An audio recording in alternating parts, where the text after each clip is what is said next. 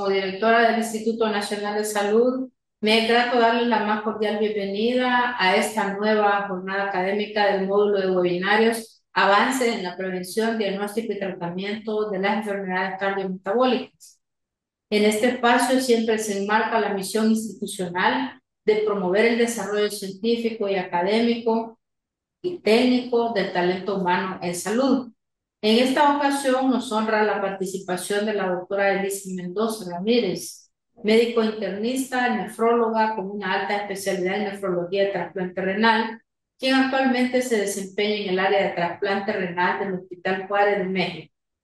Su formación académica y trayectoria profesional, tanto en instituciones nacionales como internacionales, respaldan ampliamente su liderazgo en el abordaje de patologías renales complejas. La doctora Mendoza Ramírez realizó sus estudios de medicina en la Universidad Michoacana de San Nicolás de Hidalgo, cursando posteriormente la especialidad de medicina interna. Se formó como nefróloga en el Instituto Nacional de Cardiología Ignacio Chávez y profundizó su preparación en trasplante renal en el Hospital 12 de Octubre en Madrid, España. Finalmente, completó su alta especialidad en el Hospital Juárez de México, donde ejerce actualmente. La presentación magistral de este día que nos compartirá se titula Terapias biológicas en enfermedad autoinmune.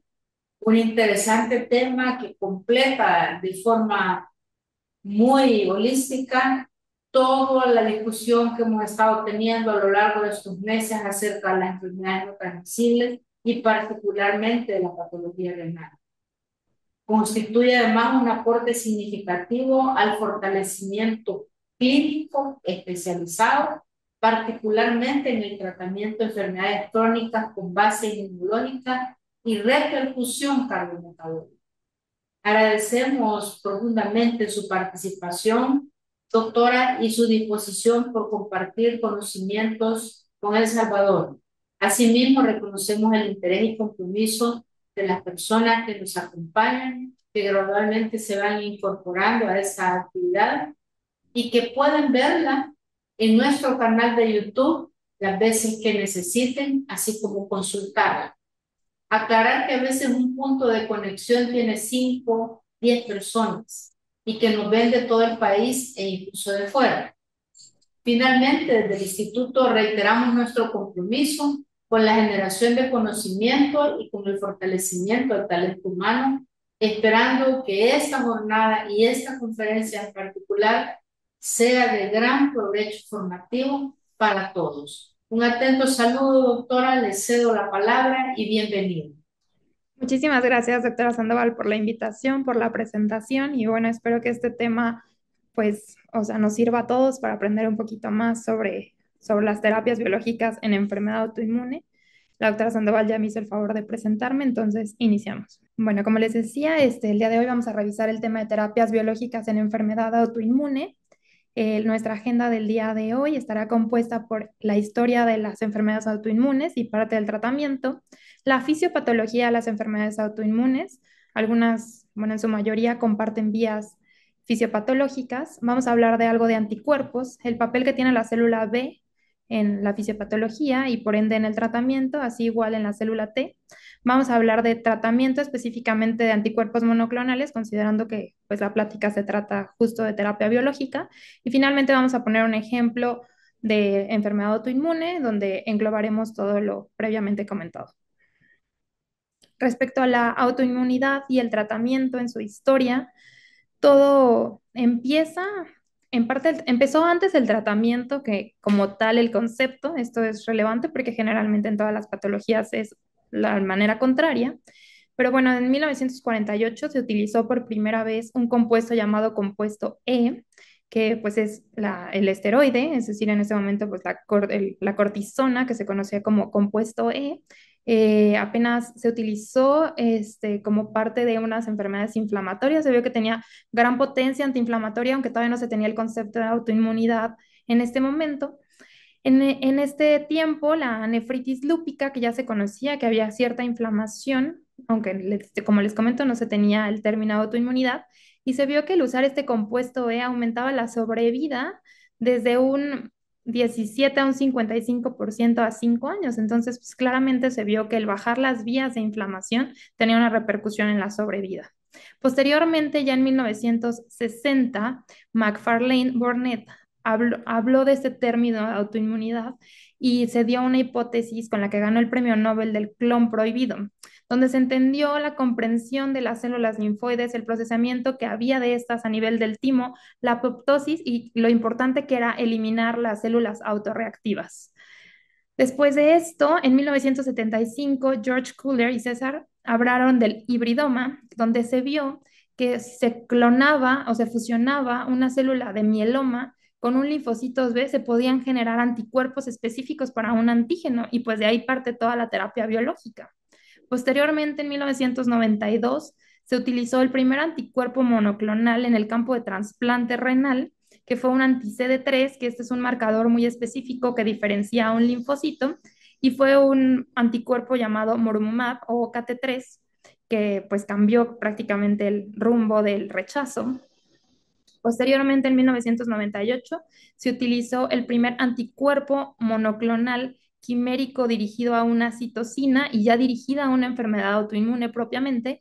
Y finalmente, en 2004, se logró desarrollar el primer anticuerpo monoclonal dirigido hacia la misma citocina, que es el factor de necrosis tumoral, pero esta ya fue humanizado, es decir, ya no se requería pues ni un animal ni una quimera para que se desarrollara y finalmente ya fue que a partir de aquí pues ya ha habido muchísimos anticuerpos que ya tienen estas características. Entonces, finalmente, hablando un poco de enfermedad autoinmune, tenemos que va a representar más o menos del 3 al 5% de la población mundial, o sea, realmente es un porcentaje alto el que va a considerarse con una enfermedad autoinmune.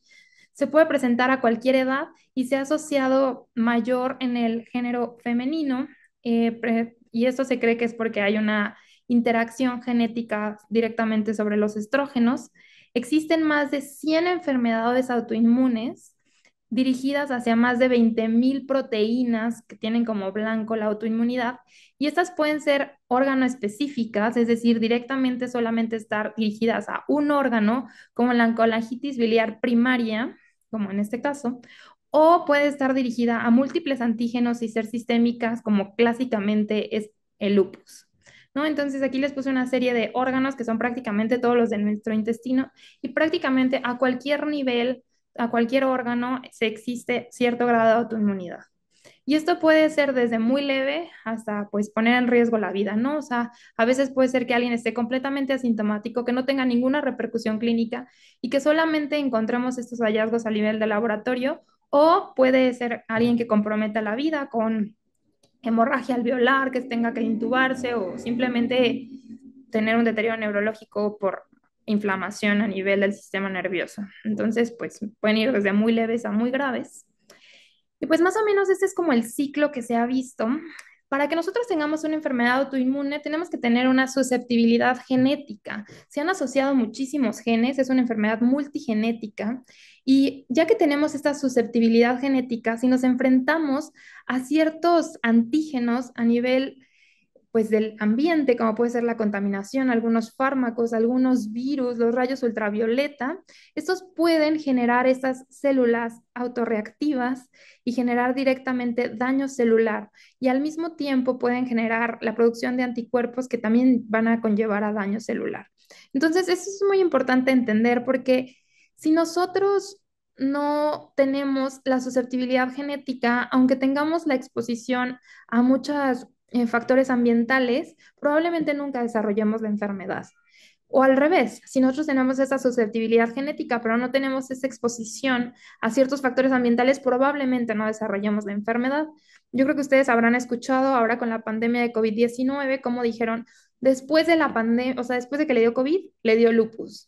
O después de que le pusieron la vacuna, le dio lupus, ¿no? Entonces, seguramente no es un agente causal, sino fue un desencadenante de alguien que ya estaba susceptiblemente, pues, genético a desarrollar esa enfermedad. Y pues bueno, todo empieza o parte del comportamiento de la fisiopatología empieza en la célula T, ¿no? Esta célula T se va a desarrollar en los órganos primarios, como es la médula ósea. Esta se desarrolla a partir de una vía, pues, o sea, que va desarrollándose de diferente una célula totipotencial hasta que se desarrolla un linfocito inmaduro. Esta célula progenitora que lleva a este linfocito inmaduro va a tener una maduración en el timo, donde en el timo se va a desarrollar algo importante que se llama selección. Hay positiva y negativa. La selección negativa es la que nos importa mucho porque si no hay una selección adecuada, esta célula se puede volver autorreactiva. Y esta selección en el timo es tan específica que más o menos el 98% de los linfocitos que llegan aquí mueren. Y esto es porque cualquier defecto que en el timo se vea, pues elimina esa célula precisamente para que no haya autoinmunidad o mayor inflamación. Finalmente se van a desarrollar tres tipos de linfocitos principalmente, estos que tienen este complejo, que son los CD3, los CD4 y los CD8, que son principalmente reguladores, y estos ya van a poder ir a la periferia. Finalmente, en la periferia, pues pueden presentar algo de que se llama pérdida de la tolerancia inmune, que estos van a estar dados por una célula principalmente que se llama FOXP3, pero bueno, los que les comentaba es esa pérdida de la tolerancia inmune que se puede dar a nivel central, principalmente se da en el timo. ¿No? Entonces llega al timo esta célula que ya pasó, o sea, este linfocito inmaduro, llega al timo y normalmente este gen, que es regulador de autoinmunidad, si lo reconoce como autorreactivo, lo elimina y finalmente no hay autoinmunidad.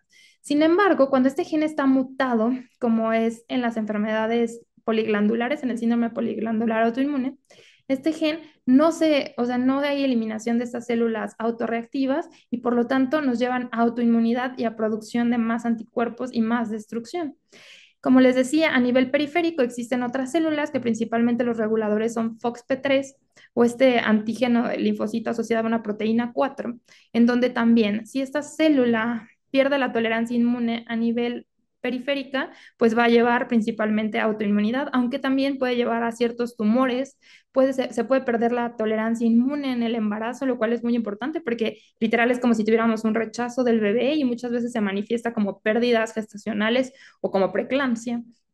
Puede haber, o sea, ciertas infecciones, mayores alergias, o sea, finalmente una respuesta inmune inadecuada. Y respecto a la célula B, esta célula B tiene la capacidad de activarse de dos maneras. Una es dependiente de ella, o sea, de la célula B, y otra es dependiente de la célula T. Entonces, ¿qué pasa? Llega un antígeno, por ejemplo, yo tengo una susceptibilidad genética potencialmente a tener lupus, que es esta célula, esta enfermedad autoinmune por, pues, clásica. Llega un antígeno del medio ambiente, ya sea la contaminación, la vacuna, la infección, lo que le quieran llamar a ustedes, y esta célula B tiene la capacidad de, o sea, se le presenta este antígeno y tiene la capacidad de formar anticuerpos. Esta presentación del antígeno también va a estar ayudada por una célula T reguladora o T helper, como principalmente los CD4, y finalmente se genera esta célula B, empieza a producir anticuerpos, los cuales van a expandirse de manera clonal. Finalmente, esta célula B se va a convertir en una célula plasmática de larga vida, la cual va a seguir produciendo anticuerpos y se van a generar anticuerpos de memoria para cuando yo tenga, pues, nuevamente esta exposición. O puede ser directamente por la célula T, que la célula T, pues, o sea, nos va a presentar directamente el antígeno y finalmente producir también estos anticuerpos de larga, estas células plasmáticas de larga vida. Es importante entender esta de la larga vida, de que si es una célula inmadura o no, sobre todo porque ahora que hablemos de los blancos terapéuticos, vamos a ver que pues muchos de estos clústeres de diferenciación se expresan en diferentes momentos de la célula B. Entonces, es diferente, por ejemplo, el CD20, que ya no se expresa en la célula plasmática, y hay muchos anticuerpos que van directamente contra este clúster de diferenciación, lo cual vamos a entender que o sea, si va hasta este punto, pues no vamos a eliminar a la célula plasmática. Probablemente eliminemos al plasmablasto o a la célula B de memoria, pero no lleguemos hasta acá. En cambio, hay otros, moléculas que sí se expresan en las células plasmáticas, donde también ya hay blancos terapéuticas, que si vamos hasta este punto, eliminaremos estas células. Entonces, como les decía, pues esta célula B pues tiene un papel muy importante en las enfermedades autoinmunes. Entonces, regresando otra vez a la manera en la que se activan, tenemos esta célula B que es naive, es decir, nunca se ha expuesto un antígeno, no tiene la capacidad de memoria para un antígeno, es una célula B virgen, donde todavía se expresa el CD19, el CD20, y llega este antígeno en el que se convierte ahora en CD27.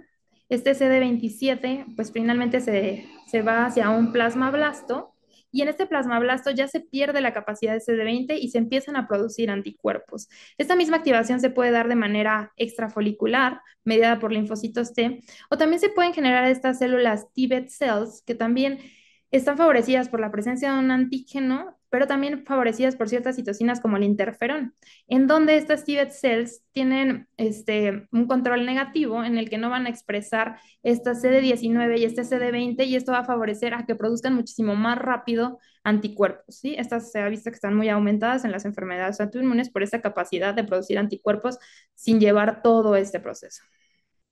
Y finalmente, pues todas estas células van a producir anticuerpos que, dependiendo del tipo de anticuerpo que tengan, pues si es un autoanticuerpo, pues van a producir esta capacidad de enfermedades.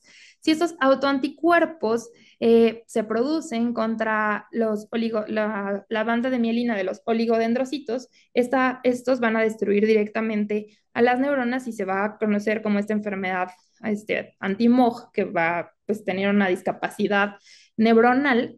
Si estos van directamente sobre las antiacuaporina 4, pues se conoce como esta enfermedad, la neuromielitis óptica y todas, pues la degeneración que existe. También puede ser directamente contra células del encéfalo, como la NMDA, donde van a ir directamente a la sinapsis de la célula y pues van a producir esta encefalitis por NMDA.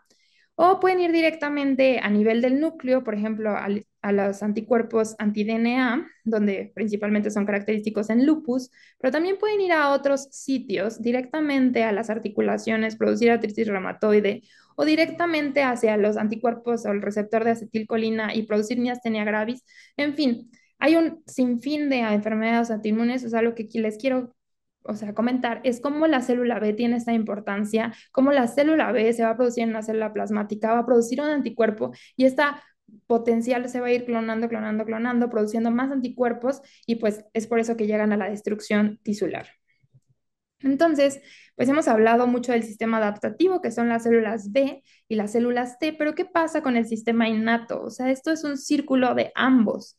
Ciertas células presentadoras de antígeno, como son las células dendríticas, tienen la capacidad de presentarle este anticuerpo a la célula B, a la célula T, para que tengan citotoxicidad. Esto lo pueden hacer principalmente mediado por interferón gamma, pero hay otras citocinas que lo ayudan. Pero esto también va de regreso. O sea, esta célula B, ya que se activa, o la célula T, produce anticuerpos o citotoxicidad directa, también va a activar a otras citocinas, más anticuerpos complejos inmunes, que van a traer a diferentes células de la enfermedad innata, como puede ser las células natural killer, los neutrófilos o ciertos macrófagos para la fagocitosis y la activación de complemento, lo cual se vuelve en un círculo vicioso y una inflamación constante que pues lleva al daño tisular. Entonces, hay diferentes tipos de manera de presentarse el anticuerpo, y esto va directamente a la enfermedad. Por ejemplo, en este ejemplo, en donde directamente, que es la forma pues, más sencilla de presentación, donde está el anticuerpo y hay un receptor directamente para el anticuerpo, esto sucede en la enfermedad de Graves, y es por eso que nos da hipertiroidismo, por esta destrucción de la célula. Pero también puede ser directamente sobre el receptor de esta, por ejemplo, en la miastenia gravis, directamente en los anticuerpos de acetilcolina. Puede estar asociado a ligandos, puede estar asociado a citotoxicidad, o sea, se expresa el anticuerpo, va a la célula efectora, llega al complemento y destruye por completo la célula, como en la anemia hemolítica. Puede formar la capacidad de formar netosis, es decir, que estos anticuerpos, estos neutrófilos liberan diferentes gránulos, llegan a estos gránulos a la periferia, eso expresa un antígeno y va a un anticuerpo, forma netosis y directamente daño endotelial, como en las vasculitis, o puede ir directamente sobre una célula epitelial, romper estas uniones epiteliales y dar el pénfigo, que también es una enfermedad autoinmune. Entonces, dependiendo pues, del nivel, también van a ser las manifestaciones. Y pues hablando del riñón, porque soy nefróloga, también hay muchas presentaciones distintas en las que se puede dar una inflamación dependiendo de cómo se presente el antígeno. O sea, por ejemplo, en el lupus, donde se forman anticuerpos en la periferia, se forman complejos inmunes. Estos complejos inmunes van y se depositan sobre el subendotelio, y esto empieza a dar inflamación endotelial, finalmente da también inflamación en la membrana basal y puede llegarse a depositar hasta en los podocitos y causar proteinuria. Pero también puede que esté el antígeno aquí, o sea, que sea una enfermedad autoinmune propia del riñón, ¿sí? O sea, que no sea de que llegó de la circulación, sino que se genera en el riñón, como Por ejemplo, puede ser la enfermedad membranosa, donde aquí hay un anticuerpo para el PLA2R, llega el anticuerpo y pues destruye directamente la membrana basal, los podocitos y hay proteinuria. O puede ir directamente hacia un tejido directo, como por ejemplo puede ser aquí la membrana basal o directamente el podocito y ocasionar, como en el síndrome de antimembrana basal glomerular, donde va directamente hacia un componente de la colágena y destruye, ¿no? Entonces, se pueden presentar de distintas formas y también pueden ser distintos los anticuerpos. Pueden ir hacia componentes intracelulares o extracelulares. Los intracelulares pueden ser hacia cualquier parte que haya dentro de la célula. Puede ser una porción de ARN, una porción de ADN, una proteína del núcleo. ¿Sí? Entonces, se pueden generar de cualquier forma, como por ejemplo aquí en el síndrome de Sjögren, que sabemos que existen directamente a proteínas que están intracelulares, como puede ser ROLA, del ROAI 52 y 60, que precisamente la diferencia es que uno se expresa de manera intracitoplasmática y la otra no, y puede dar pues directamente el daño que conocemos de daño principalmente a las glándulas salivales, aunque es importante saber que no siempre en los intracelulares hay relación sobre la localización del antígeno y la enfermedad. Es decir, que uno puede tener positividad para RO y para LA y no tener precisamente Sjögren o afectación de las glándulas salivales o tener simplemente otra presentación como puede ser nefritis tubular intersticial. O a nivel de la miositis, que sabemos que estas dermatomiositis están caracterizadas por diferentes, hay un panel muy extenso de miositis, pero pues los más principales son anti-JO, anti-SRP y anti-FH1. Y por ejemplo, el anti-JO que está asociado con el síndrome antisintetasa, que tiene actividad a nivel de la dermis, actividad del pulmón, pues no precisamente tiene que ver con el que se encuentra adentro de los músculos. La esclerosis sistémica no se diga, pues sabemos que puede haber afectación a cualquier nivel. Y finalmente en la diabetes también sucede. Estos dos anticuerpos se encuentran directamente en la célula beta y es que llega pues estos anticuerpos a destruir los islotes, aunque no precisamente se encuentran a este nivel. Entonces, no hay relación entre el antígeno y su localización y pueden ir directamente a cualquier parte de la célula. En cambio, en los que están extracelulares, aquí se está fuertemente asociado con la enfermedad, es decir, va directamente hacia anticuerpo de acetilcolina, es miastenia gravis. Va directamente para el PLA2R, es nefropatía membranosa. Va directamente aquí sobre el receptor de TSH, me da enfermedad de Graves, y lo mismo pasa en ciertas inmunodeficiencias. Entonces está más asociado el tejido con el anticuerpo y los títulos generalmente se correlacionan con la gravedad de la enfermedad, cosa que no pasa en los intracelulares. Uno puede tener unos anticuerpos anti-DNA altísimos y no tener un lupus más grave que el otro. Y pues finalmente, regresando a todo lo que acabamos de decir, yo tengo una predisposición genética, me expongo a factores ambientales como puede ser, pues, como les decía, una vacuna, un virus, los rayos ultravioleta, pierdo la tolerancia inmune, hago esta presentación antigénica ya sea por medio de la célula B o por la célula T, produzco anticuerpos, se expanden y hay una inflamación importante, una cascada de citocinas, finalmente se finaliza esto y se empieza a hacer ya vías de cicatrización, principalmente por el factor transformante beta. Algo que pues ya se los he dicho previamente es que importa muchísimo que se tengan las dos cosas, la predisposición genética y los factores ambientales, porque por ejemplo, en el caso A, no, esta persona no va a desarrollar inmunidad y ha tenido varios efectos desencadenantes y aún así no lo desarrolla. O sea, a lo mejor a mí me da COVID, a lo mejor fumo, a lo mejor me expongo a rayos ultravioleta, no sé, he tenido N cantidad de potenciales desencadenantes para que me dé una enfermedad autoinmune y no me la da. ¿Por qué? Porque no tengo esta predisposición genética. Sin embargo, aquí la línea B1 es alguien que sí tiene esta predisposición genética, pero a lo mejor ha tenido solo un evento desencadenante a lo largo de su vida. Entonces, a lo mejor esta persona, si le medimos anticuerpos, los tiene positivos, tiene unos anti-DNA de doble cadena muy altos, pero clínicamente no tiene lupus, ¿sí? O sea, a pesar de que tiene sus anticuerpos, no tiene la enfermedad. Pero ¿qué pasa si a esta persona se sigue, o sea, exponiendo a estos factores, pues finalmente va a llegar a la enfermedad clínica? Y esto es muy importante porque muchas veces dicen, tienes ANAS a títulos altos, tienes lupus. No es cierto, ¿sí? O sea, no, uno puede tener los anticuerpos elevados y no tener la enfermedad propiamente dicha. Quizá tiene el mayor riesgo a que si se sigue exponiendo a ciertos factores la desarrolle, pero finalmente en este momento no la tiene que desarrollar y por ende no tiene que recibir un tratamiento. Y pues bueno, finalmente al tratamiento, que es lo que el tema de esta clase.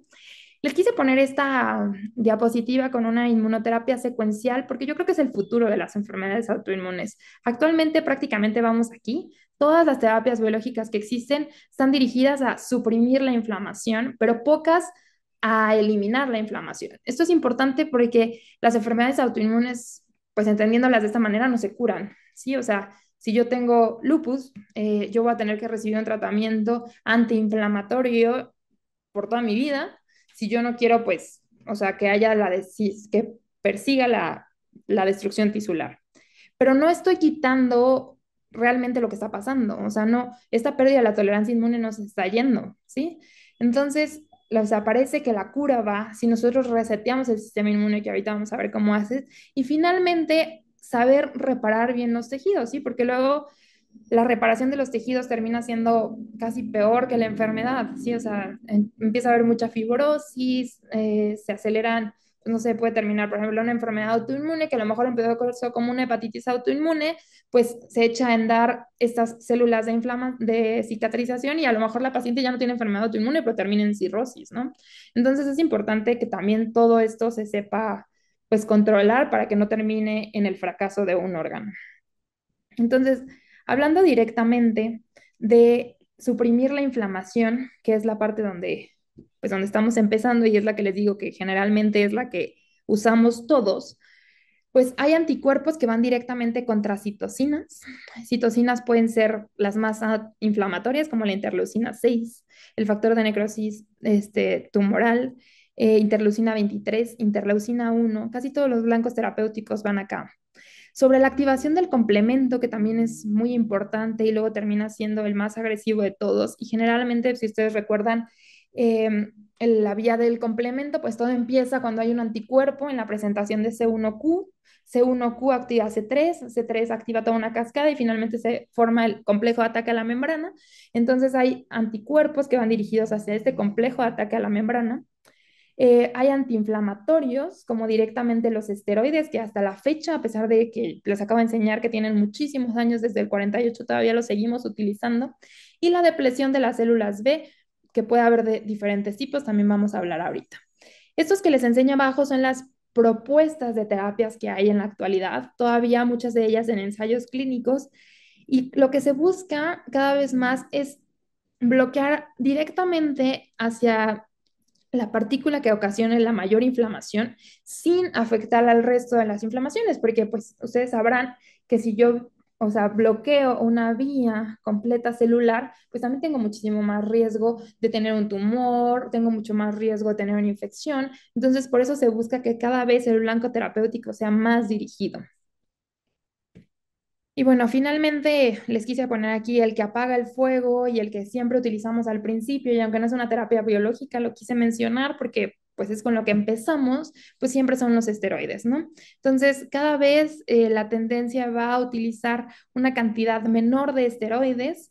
Se ha visto que los esteroides pueden tener efectos genómicos y no genómicos. Los efectos genómicos son los que actúan directamente sobre la inflamación y eso va a estar regulada por diferentes, pues, chaperones intracelulares se llaman, que regulan la respuesta y dan una respuesta de transrepresión de ciertas citocinas, principalmente eliminando la interleucina 6 y el factor de necrosis tumoral alfa, y favorecen a la transcripción de interleucina 10 que ayuda a la reparación de los tejidos. Entonces, es por eso que pues que es con lo que empezamos, porque suprime la inflamación. Solo que algo importante de saber es que también tiene muchos efectos adversos, que principalmente son los efectos genómicos, que estos pueden llegar a empezar a sucederse desde el equivalente de 100 miligramos de prednisona. Es por eso que estas dosis tan altas de prednisona o de metilprednisolona o de dexametasona, los equivalentes a estos, pues cada vez se utilizan en dosis muchísimo más bajas. Y es importante que veamos que después de 50 miligramos difícilmente ya tenemos el beneficio de los efectos genómicos, entonces no es necesario utilizar dosis más altas. Dentro de estos que apagan el fuego de manera rápida, pues también existen otras terapias modificadoras de la enfermedad, como el metrotexate, la ciclofosfamida. Pero bueno, la terapia biológica, que es el tema de esta plática, pues tenemos que tiene otros nombres, ¿sí? O sea, también se llama bioterapia, inmunoterapia, terapia reguladora biológica. Y pues esto se ha utilizado en diferentes campos, como puede ser las enfermedades autoinmunes, que es el tema que estamos hablando, algunas enfermedades inflamatorias, el cáncer y algunas infecciones, ¿sí? Precisamente porque va hacia terapias blanco. Y esta terapia biológica se define como moléculas que utilizan el sistema inmune del organismo de forma directa o indirecta para interferir en la patogenia de distintas enfermedades. Y pues puede haber de diferentes tipos. Puede haber anticuerpos monoclonales, que es de lo que más vamos a hablar en esta plática, pero también hay interleucinas, también hay interferones, hay factores estimulantes de colonias, hay vacunas y hay terapias génicas. Entonces, de las terapias génicas también vamos a hablar un poquito, pero entonces entender que una terapia biológica es todo lo que utiliza el sistema inmune para llegar a una consecuencia. O sea, todas las vacunas son terapias biológicas, ¿sí? ¿Por qué? Porque yo meto un fragmento de virus, ya sea inactivado o no activo, o activo, y yo voy a desarrollar una respuesta inmune en esta célula B que se va a clonar y va a formar anticuerpos para que a mí no me dé esta infección, ¿sí? Y finalmente no tuve una enfermedad autoinmune. Entonces, no solamente se utilizan en este campo, sino se utilizan en todos estos. Para nosotros nombrar los anticuerpos monoclonales, primero tenemos que saber de dónde viene, tenemos que saber a dónde va, es decir, el blanco terapéutico, y finalmente termina con este sufijo que es MAB, que es de anticuerpo monoclonal. Entonces es importante saber de dónde viene, es decir, si se originó de un modelo murino, si se formó de la quimera de un modelo murino con humano, si es humanizado, es decir, es mucho más humano que, pues, que de un ratón, o si viene de un primate, ¿sí? Y como les decía, y lo siguiente es saber hacia dónde va. O sea, este va dirigido hacia un tumor, va dirigido hacia una interleucina, por ejemplo, el clazakizumab, o sea, todos los que llegan K van dirigidos hacia una interleucina.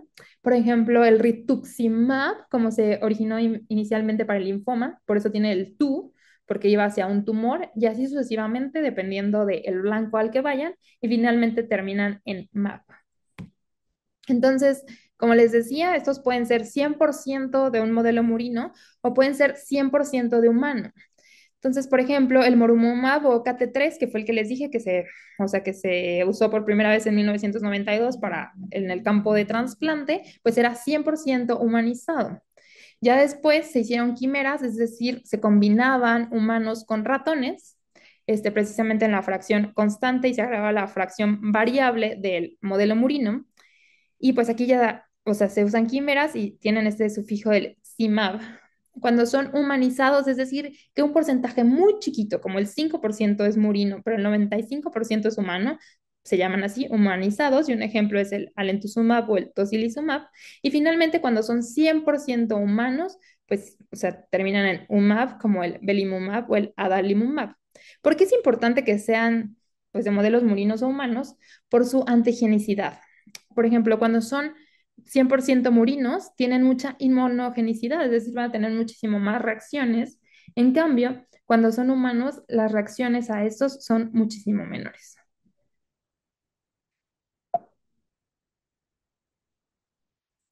Y pues de las terapias que hay hacia las citocinas, que son estas encargadas de amplificar la respuesta inflamatoria, favorecer a la proliferación de linfocitos B y de linfocitos T, hay de muchos tipos, pero principalmente hay 6.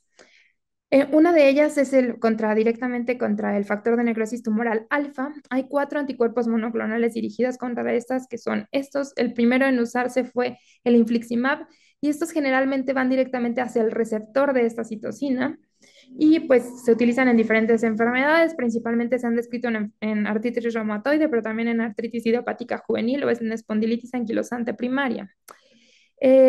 Hay otros directamente sobre la interleucina 1, que estas, las que más se han asociado con autoinmunidad es la interleucina 1 beta, y esos son los anticuerpos que se han utilizado contra ella. O hay otros directamente hacia interleucina 6, que esta es una citocina muy pleiotrópica, es decir, tiene acciones en diferentes sitios. Esta favorece la estimulación de la diferenciación de la célula B, por lo tanto, producción de mayor anticuerpos, y principalmente dos blancos para la interleucina 6, que es el tocilizumab y el clazakizumab. Y bueno, respecto al interferón, este interferón clásicamente es una citocina viral, es decir, sirve para la presentación tanto de la célula B como de la célula T para el virus, y es la comunicación entre el sistema inmune y adaptativo muy importante.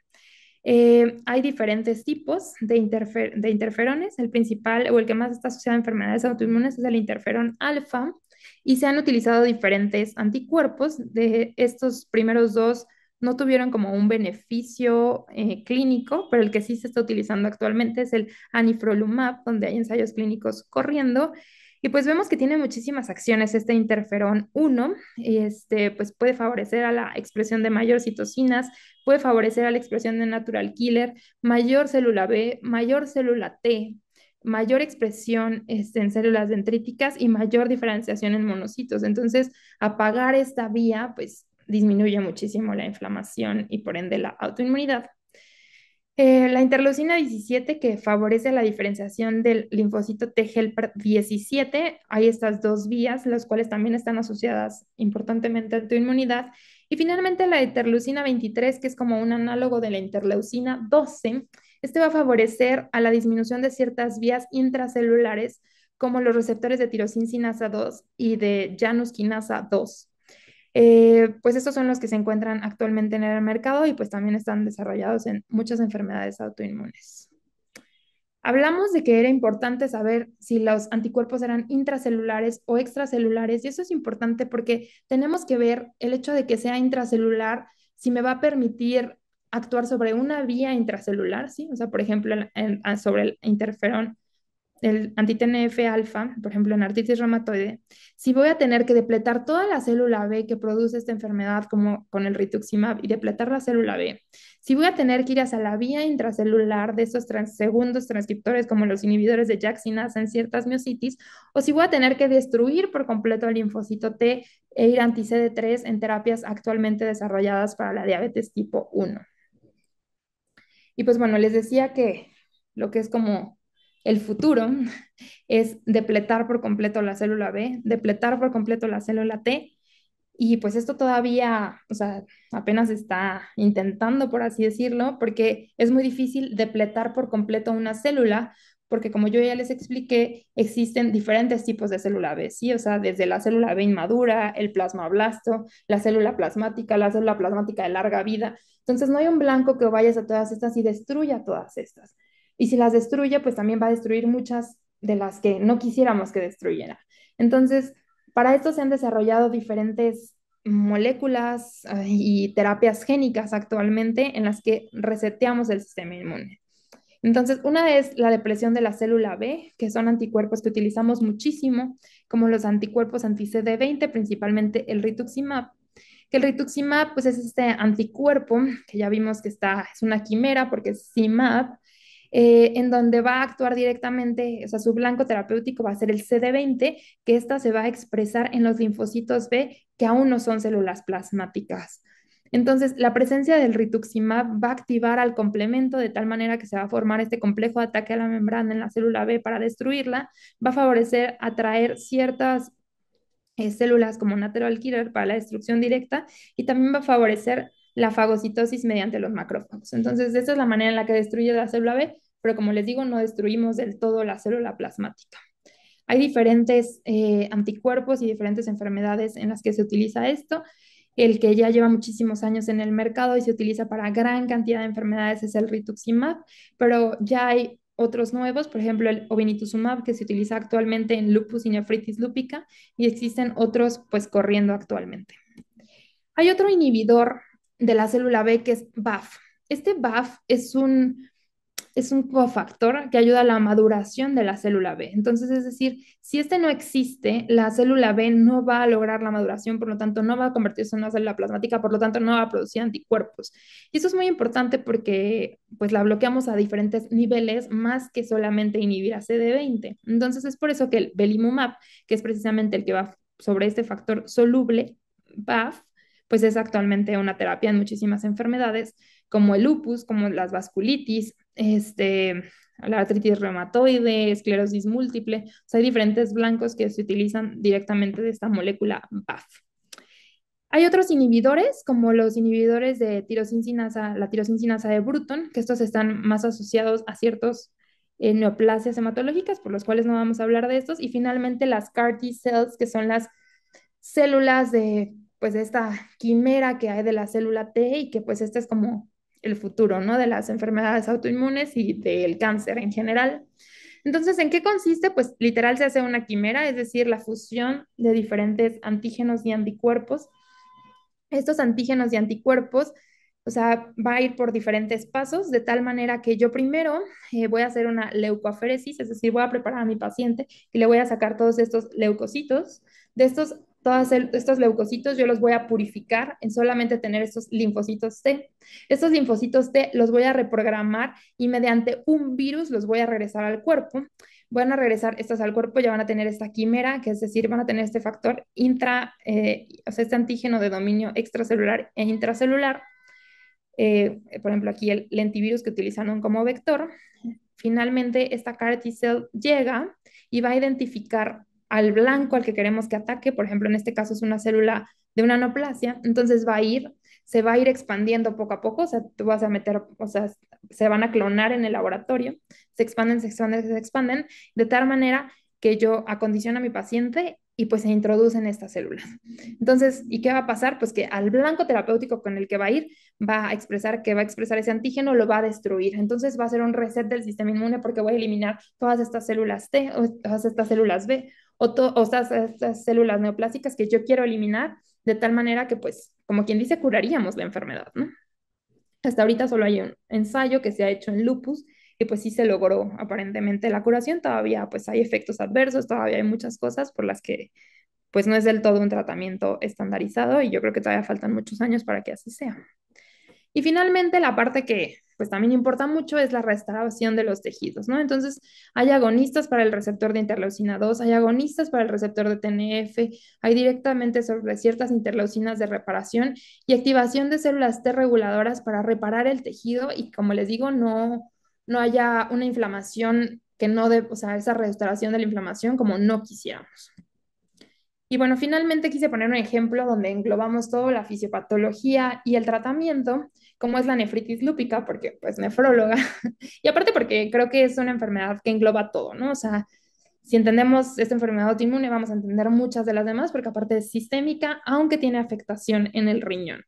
Entonces, si nosotros tenemos estas alteraciones genéticas relacionadas a ciertos antígenos humanos leucocitarios, y si además a mí me da el ambiente estos factores o esta exposición, va a haber cambios epigenéticos, es decir, va a haber cambios en microRNAs, a nivel del DNA, a nivel de ciertas histonas, que estos van a favorecer a que haya destrucción de esta célula, porque va a cambiar epigenéticamente la célula, va a haber pérdida de la tolerancia inmune, se puede, o sea, morir esta célula de diferentes formas por netosis, apoptosis, necrosis o directamente por oxidación mitocondrial, lo que va a favorecer a que se libere todo este material genético de esta célula dañada, que se va, al perder la tolerancia inmune, yo va a generar anticuerpos contra este material genético, los anti-DNA o antinucleares. Y estos complejos inmunes, pues finalmente se van a depositar a nivel subendotelial, endotelial, en el podocito, en el túbulo, en todos los lugares que se puedan presentar en el riñón. Y además va a activar al sistema inmune innato y como les decía, va a ser un círculo vicioso entre los dos, se van a favorecer a la presentación de más citocinas y finalmente mayor inflamación y destrucción. Interesante, doctora, muchas gracias. ¿Qué papel tienen los biomarcadores en la personalización del tratamiento con terapias biológicas? Hay muchísimos biomarcadores, no sé exactamente la pregunta a qué se refiera, pero hay muchísimas citocinas pues que se pueden medir tanto a nivel sérico como urinario y que generalmente más que hablarnos para personalizar pues la terapia, se pueden asociar hacia la actividad de la enfermedad. Si yo estoy teniendo la capacidad de, o sea, de disminuir, o sea, ciertas vías, por ejemplo, en lupus hay muchísimos biomarcadores que se anticipan, por ejemplo, a la inflamación en la biopsia o muchísimo más pues al deterioro de la función renal, etcétera. Entonces, pues nos ayudan a lo mejor a mantener un tratamiento, a optimizar un tratamiento o a ser más agresivos en el tratamiento. Esa sería la manera en la que a lo mejor individualizaríamos, pero pues bueno, hasta ahora es lo que hay de estos marcadores y seguramente van a ser el futuro para guiar tratamientos y para ser menos invasivos en pruebas diagnósticas. Muchas gracias, doctora. Hay más preguntas que he logrado rescatar a través de otros personas que estaban viendo, otros profesionales, a quienes les agradezco que las sigan mandando. Buenas tardes, excelente tema y muy explicativa toda su conferencia. Muchas gracias. Para el síndrome de Sjögren con la terapia secuencial, ¿podría mejorar la salivación y secreción de glándulas o solo serviría para evitar las complicaciones de la inflamación crónica? Pregunta.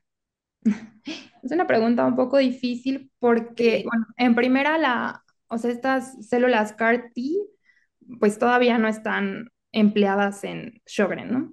Sí. Sí están empleadas en otras enfermedades autoinmunes, principalmente, como les decía, es en cáncer. Yo creo que la salivación o todas las consecuencias que tenga la afectación glandular, pues van a depender del grado de, pues de daño, ¿no? Que ya exista. O sea, si ya hay un daño prevalente, si ya hay vías de cicatrización para que esto ya esté afectado, posiblemente van a detener la inflamación, si es que en algún momento se aprueban para esto, pero difícilmente el daño que ya existe se va a restaurar. Claro, y viendo que estas terapias son muy innovadoras y muy a futuro falta todavía que observar, vienen un par de preguntas aquí que son interesantes. ¿Cómo influye la genética del paciente en la respuesta a las terapias biológicas para enfermedades autoinmunes en general?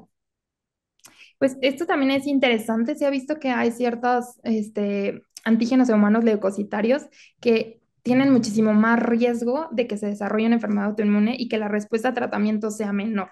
Entonces, sí influye, o por ejemplo, no sé si ha visto en gemelos monocigotos, en donde más o menos, o sea, estos pueden tener, eh, o sea, por ejemplo, lupus en un 20% y además ser más grave, ¿no? Esta enfermedad. Entonces, pues sí, sí influye la genética en la respuesta al tratamiento, pero bueno, hasta mi conocimiento no hay como que por medio de, o sea, sí hay factores epigenéticos que lo regulan, pero no hay que yo tengo un antígeno leucocitario DR4, por ejemplo, y de acuerdo a esto la terapia biológica va a ser hacia esto, hasta donde yo sé no existe, puede ser que sí, pero pero sí, o sea, sí cambia quizá las manifestaciones, la rapidez con la que se manifiesten y la gravedad. Mientras la escuchaba, he recordado muchísimo, yo soy obstetra de base y hago obstetricia crítica, pero he visto patrones de comportamiento genético en pacientes con preeclampsia primordialmente temprana, que tienden a tener complicaciones más graves. Pero ¿cuál podría ser el futuro de la terapia en este tipo de pacientes para poder mejorar su pronóstico? Fíjate que es un tema súper importante. O sea, yo hasta hace pues poco entendí que la preeclampsia pues indirectamente tenía mucho factor de la inmunidad, ¿no? O sea, hasta podríamos Sí. decir que, pues no diríamos que es autoinmune porque no está haciendo contra nosotros, sino está No. haciendo contra la placenta, el trofoblast. Pero, o sea, sí, o sea, el regular este sistema inmune, por ejemplo, todo lo que decíamos de estos FOXP3, Natural Killer, monocitos de tipo M0, el TH1, el TH2, o sea, todas estas partes regulan muchísimo la expresión. Lo que se ha visto es, por ejemplo, a lo mejor cambiar el microambiente, ¿no? O sea, por ejemplo, la microbiota. Se ha visto que si cambia la microbiota, será como este factor que podría ser un trigger para desencadenar la preeclampsia. Entonces, pues, o sea, yo creo que todavía no existe algo como tal. Lo que sí se ha visto, pero también es experimental, por ejemplo, en los factores angiogénicos en la preeclampsia, se ha visto que si se quitan estos, a lo mejor por, pues no terapias CAR-T, porque pues estamos hablando de un bebé, pero sí terapias, por ejemplo, de plasmaféresis, en las que se eliminen estos ciertos factores, a lo mejor pues la preeclampsia y las semanas de gestación se pueden, o sea, como alargar un poquito, ¿no? A lo mejor de la semana 21 llevarla a la semana 28, precisamente quitando estos factores, porque pues mucho tiene que ver con la inflamación y con esos factores Sí, sí, es angiogénicos. un desequilibrio TH1, TH2 muy importante. Exacto. Y bueno, hay otras preguntas interesantes aquí. Al resetear las células B, ¿no corremos el riesgo por ser una quimera de que no solo se bloqueen las células B, sino otras células diferentes? Pues en teoría es algo muy personalizado, o sea, precisamente por eso se hace con un laboratorio y se busca un antígeno así perfecto hacia la célula perfecta que lo queremos. O sea, en el cáncer, pues destruye prácticamente únicamente a la respuesta o sea, al cáncer, ¿no? O sea, a la célula cancerígena.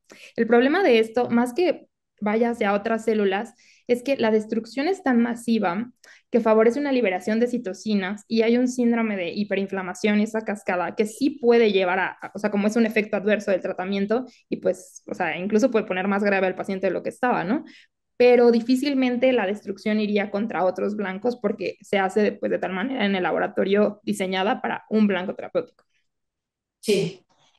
Muchas gracias, doctora. Excelente y brillante conferencia de alto conocimiento científico, dicen acá. ¿Qué papel juega el óxido nítrico en las enfermedades autoinmunes? El óxido nítrico se ha visto que tiene una disregulación justo en lo que comentábamos ahorita entre TH1 y TH2. Y pues puede cambiar un poco, o sea, el TH1, que es como esta parte como de mucha inflamación, el TH2, que es de poca inflamación, el switchar de uno a otro puede disminuir parte de la inflamación, pero no ha hecho como, o sea, no ha trascendido pues como para que sea un tratamiento actual. O sea, sí tiene como ciertas, teóricamente sí existe el beneficio, pero clínicamente no. Tal vez a nivel de ese nitrosoalbúmina podría haber alguna respuesta, pienso, ¿no? Pero solo el pensamiento, nada más. Con la terapia inmune, ¿cuáles son los riesgos de infecciones agregadas a condicionar otra enfermedad como ejemplo cáncer? Pues sí, o sea, esos son, como les decía en un principio, son los precios a pagar de este tipo de tratamiento. Eh, o sea, o sea, sí, definitivamente se han asociado, como les decía, muchísimo más bien infecciones virales que otro tipo de infecciones. Y pues cánceres desarrollados, pues por lo mismo, ¿no? O sea, si hay, no sé, la expresión de virus herpes 8 a lo mejor tienen mucho más riesgo de desarrollar sarcoma de Kaposi, o sea, o por lo menos, o por ejemplo el VPH, se ha visto que estos pacientes tienen más riesgo de desarrollar cáncer cervicouterino que otros. Eh, pues no sé, o sea, dependiendo quizá del virus y si tiene este factor de transcripción, pues se puede asociar un poco más. Y sí hay otros tipos de cáncer, se ha visto como más riesgo de cáncer de piel, también puede haber cuestiones linfoproliferativas, pero bueno, depende mucho de la terapia que se esté utilizando, porque por ejemplo el rituximab, pues es un anti-CD20 directamente sobre la célula B, que al mismo tiempo también es tratamiento de ciertas neoplasias linfoproliferativas, entonces puede mediar esta parte, pero pues depende del biológico que se esté utilizando. Muchas gracias, doctora. Aquí la felicitan de nuevo por tan importante tema. Su abordaje ha sido muy didáctico. Tengo una duda sobre las CAR-T. ¿Nos puede hablar sobre la calidad y funcionalidad de las CAR-T y su variación entre pacientes, incluso usando el mismo protocolo?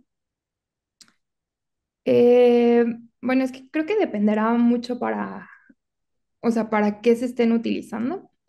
Donde pues ya tienen, o sea, creo que más de 10 años utilizándose, es para neoplasias hematológicas, donde pues la variación pues posiblemente sea menor, porque ya está muy estudiado el blanco terapéutico para el que vaya dirigido.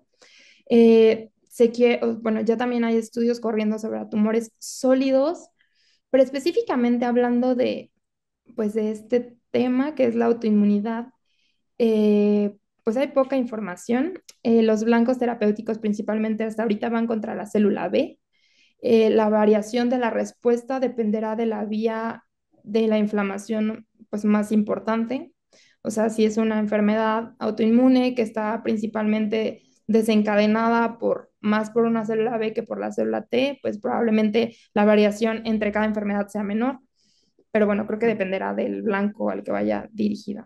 Entonces, Interesante. Este campo es sumamente apasionante.